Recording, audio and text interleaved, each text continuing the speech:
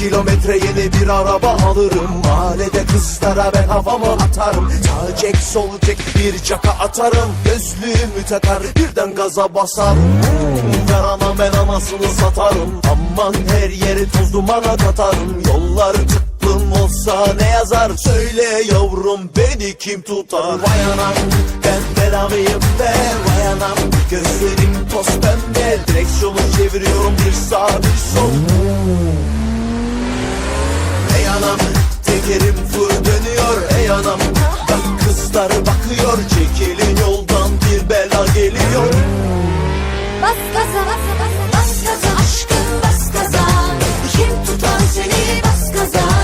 Yollar senin hiç durma.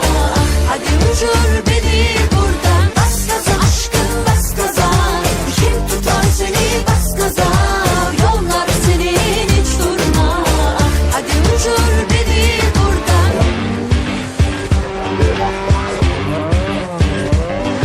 Bir fıstık görsem frene basarım. Çaktırmadan güzel mi bakarım. Üf güzelmişsin be cicim. Hadi gel beraber iki tur atalım.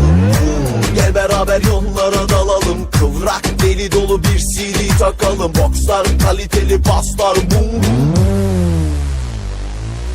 Vay anam ben belamıyım be.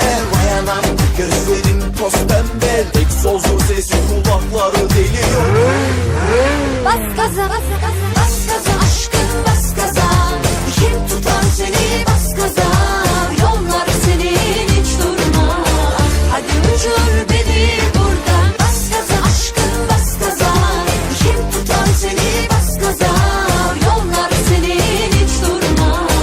Hadi uçur beni buradan. Bana ne bana ne şimdi duracağım. Bana ne bana ne şimdi öpeceğim. Nerelere geldik diye sorma. Sen de istiyorsun, açık konuş susma. Bana ne bana ne şimdi duracağım. Bana ne bana ne şimdi öpeceğim. Benimle oynama hadi gel kaçma. Hadi açık konuş susma. Vay anam bak geldik yola.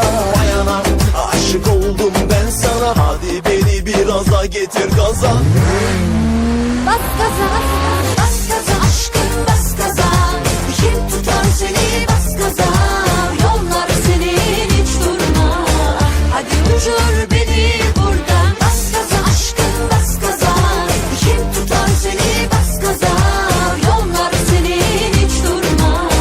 Hadi uçur beni buradan. Vay anam arkamda polis var.